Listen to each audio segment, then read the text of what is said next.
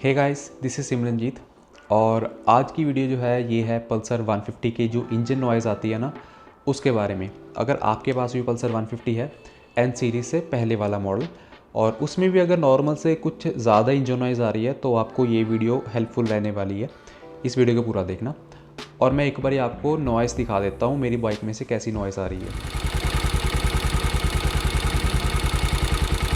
तो ये जो आपने अभी आवाज़ सुनी इसमें काफ़ी थोड़ी ना ऐसे छन छन की आवाज़ आ रही है, काफ़ी ज़्यादा आ रही है। वो छन छन की थोड़ी हाई पिच आवाज़ आ रही है। वो एक्चुअली ज़्यादातर जो नॉइज़ होती है वो टैपिट की नॉइज़ होती है और हल्की फुल्की जो टाइमिंग चेन होती है उसकी आवाज़ आती है। और वो कैसे ठीक करनी है वो इस वीडियो में आपको दिखाने वाला हूँ। एक्चुअली ये मैंने खुद नहीं करा, ये मैंने सर्विस सेंटर से करवाया क्योंकि कुछ टूल्स ऐसे होते हैं जैसे कि फिलर गेज होता है वो मेरे पास नहीं था, तो मैंने सोचा सर्विस सेंटर से ही करवाया जाए। तो चलो अभी फटाफट वीडियो स्टार्ट करते हैं और मैं आपको बताता हूँ क्या क्या करना होता है अगर आपकी बाइक में भी ज़्यादा टैपिट नॉइज़ आ रही है। तो सर्विस सेंटर में पहले भैया ने इंस्पेक्शन करी कि आवाज़ आ कहाँ से रही है। टाइमिंग चेन को भी एडजस्ट करके देखा लेकिन आवाज़ फिर भी आ रही थी। तो फिर भैया ने टैपिट की एडजस्टमेंट करी और टैपिट की एडजस्टमेंट करने के लिए आपको पहले इंजन के ऊपर वाले जो बोल्ट होते हैं दो वो खोलने पड़ेंगे। एक एग्जॉस्ट की साइड होता है और एक कार्बोरेटर की साइड होता है, वो इंजन के ऊपर की साइड मिलेंगे आपको। और बोल्ट खोलने के बाद वॉल्व की एडजस्टमेंट कर सकते हो। और वैसे तो फिलर गेज से करनी चाहिए वॉल्व की एडजस्टमेंट, जो उनकी क्लियरेंस होती है फिलर गेज से सेट करनी होती है, लेकिन भैया ने फिलर गेज यूज़ नहीं किया, उसके बिना ही एडजस्टमेंट कर दी, जो कि मुझे लगा कि फिलर गेज यूज़ करना चाहिए था। और बाकी जो कंपनी रेकमेंडेड क्लियरेंस है वो है 0.05 mm इनटेक पे एंड 0.1 mm एग्जॉस्ट पे। और मेरी बाइक में थोड़ी मिसिंग की भी दिक्कत आ रही थी, तो भैया ने स्पार्क प्लग भी चेंज कर ही दिए।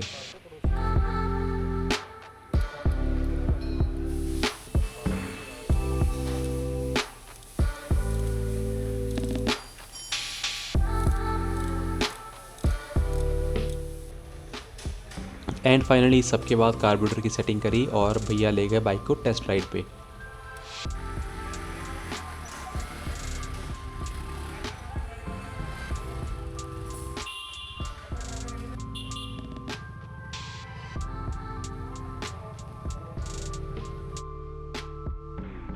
एंड फाइनली हमारी बाइक वॉश भी हो गई।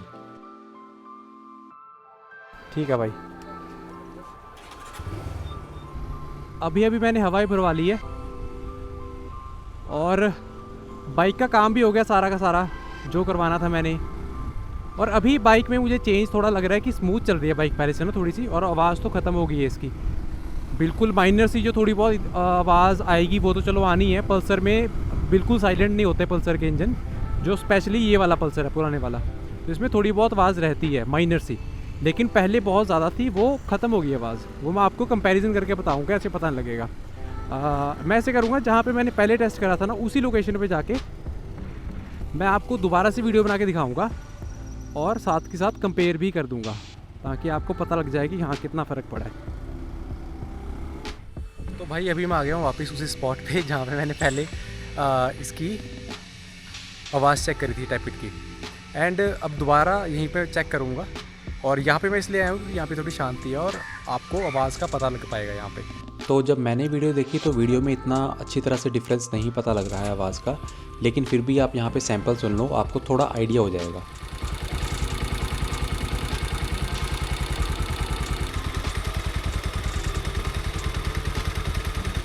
वैसे मैं बात करूँ आवाज़ का काफ़ी फ़र्क पड़ गया, लेकिन पल्सर में थोड़ी बहुत आवाज़ रहती है इंजन की, वो नहीं ख़त्म हो सकती। ये वाले मॉडल में रहती है, जो नए मॉडल है उनमें थोड़ी काफ़ी सही हो गई है, जो एन सीरीज़ वगैरह आई है, लेकिन इसमें थोड़ी आवाज़ रहती है, तो वो तो नहीं जा सकती, लेकिन पहले से काफ़ी फ़र्क पड़ गया। और आज की वीडियो में इतना ही। अगर आपकी वीडियो अच्छी लगी हो तो लाइक करना, सब्सक्राइब करना, और मिलते हैं आपको नेक्स्ट व्लॉग में। Bye bye.